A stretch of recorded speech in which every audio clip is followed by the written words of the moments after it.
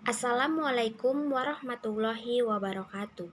Perkenalkan, nama saya Siska Novarianti Soleha, NPM 50200072. Saya dari kelas 4B, program studi PGSD. Baiklah, di sini saya akan menjelaskan materi telaah kurikulum yang berjudul Perubahan dan Perbedaan Kurikulum 1947 sampai Kurikulum Paradigma Baru, dengan dosen pengampu yaitu Bapak Tio Gusti Satria Magister Pendidikan. Baiklah, langsung saja kita ke materi yang pertama, yaitu Kurikulum 1947. Kurikulum pertama yang lahir pada masa kemerdekaan memakai istilah dalam bahasa Belanda leerplan, artinya rencana pelajaran. Istilah ini lebih populer dibanding istilah kurikulum dalam bahasa Inggris. Perubahan arah pendidikan lebih bersifat politis dari orientasi pendidikan Belanda kepentingan nasional. Sedangkan asas pendidikan ditetapkan Pancasila. Kurikulum yang berjalan saat itu dikenal dengan sebutan Rencana Pelajaran 1947 yang baru dilaksanakan pada tahun 1950. Sejumlah kalangan menyebut sejarah perkembangan kurikulum diawali dari kurikulum 1950. Yang kedua yaitu kurikulum 1952. Rencana pembelajaran terurai 1952. Pada tahun 1952, kurikulum di Indonesia mengalami penyempurnaan. Kurikulum ini lebih merinci setiap mata pelajaran yang kemudian diberi nama Rencana Pelajaran Terurai 1952. Kurikulum ini sudah mengarah pada suatu sistem pendidikan nasional yang paling menonjol dan sekaligus ciri dari kurikulum 1952 ini bahwa setiap rencana pelajaran harus memperhatikan isi pelajaran yang dihubungkan dengan kehidupan sehari-hari. Yang ketiga, kurikulum 1964. Rencana Pendidikan 1964, pokok-pokok pikiran kurikulum 1964 yang menjadi ciri dari kurikulum ini adalah bahwa pemerintah mempunyai keinginan agar rakyat mendapatkan pengetahuan akademik untuk pembekalan pada jenjang sekolah dasar, sehingga pembelajaran dipusatkan pada program Pancawardana, yaitu pengembangan moral, kecerdasan emosional, keterampilan, dan jasmani. Ada yang menyebut Pancawardana berfokus pada pengembangan daya cipta, rasa, karsa, karya, dan moral. Yang keempat, kurikulum 1968. Kurikulum 1968 merupakan pembaruan kurikulum 1964, yakni dilakukan perubahan struktur kurikulum pendidikan dari Pancawardana menjadi pembinaan jiwa Pancasila, pengetahuan dasar, dan kecakapan khusus. Kurikulum ini merupakan perwujudan perubahan orientasi pada pelaksanaan Undang-Undang Dasar 1945 secara murni dan konsekuen. Kelahiran kurikulum 1968 bersifat politis, yaitu mengganti Rencana Pendidikan 1964 yang dicitrakan sebagai produk Orde Lama. Tujuannya pada pembentukan manusia Pancasila sejati. Yang kelima, kurikulum periode 1975. Kurikulum ini menekankan pada tujuan agar pendidikan lebih efisien dan efektif. Yang melatar belakangi adalah pengaruh konsep di bidang manajemen yaitu MBO atau Management by Objective. Yang terkenal saat itu, kata Dr. Randes Mujito, Direktur Pembinaan TK dan Sekolah Dasar Depdiknas, metode Materi dan tujuan pengajaran dirinci dalam Produser Pengembangan Sistem Instruksional atau yang disingkat PPSI.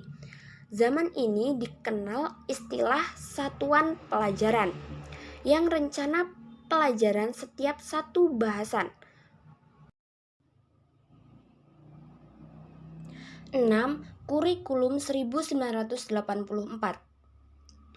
Kurikulum 1975 yang disempurnakan kurikulum 1984 mengusung proses skill approach. Meski mengutamakan pendekatan proses, tapi faktor tujuan tetap penting. Kurikulum ini juga sering disebut kurikulum 1975 yang disempurnakan. Posisi siswa ditempatkan sebagai subjek belajar, dari mengamati suatu, pengelompokan, mendiskusikan, hingga melaporkan. Model ini disebut cara belajar siswa aktif atau yang disingkat CBSA. Namun, sayangnya banyak di sekolah kurang mampu menafsirkan model belajar CBSA ini. Yang terlihat adalah suasana gaduh di ruang kelas lantaran siswa berdiskusi di sana-sini dan tempelan gambar, dan yang mencolok guru tidak lagi mengajar model berceramah. Akhirnya, penolakan model belajar CBSA ini bermunculan. 7. Kurikulum 1994. Kurikulum 1994 disebut sebagai penyempurnaan kurikulum 1984 yang dilaksanakan sesuai dengan Undang-Undang Nomor 2 Tahun 1989 tentang Sistem Pendidikan Nasional. Hal ini berdampak pada sistem pembagian waktu pelajaran, yaitu dengan mengubah dari sistem semester ke sistem caturwulan. Dengan sistem caturwulan yang pembagiannya dalam 1 tahun menjadi 3 tahap, diharapkan dapat memberi kesempatan bagi siswa untuk dapat menerima materi pelajaran cukup banyak. Tujuan pengajaran menekankan pada pemahaman konsep dan keterampilan menyelesaikan soal dan pemecahan masalah.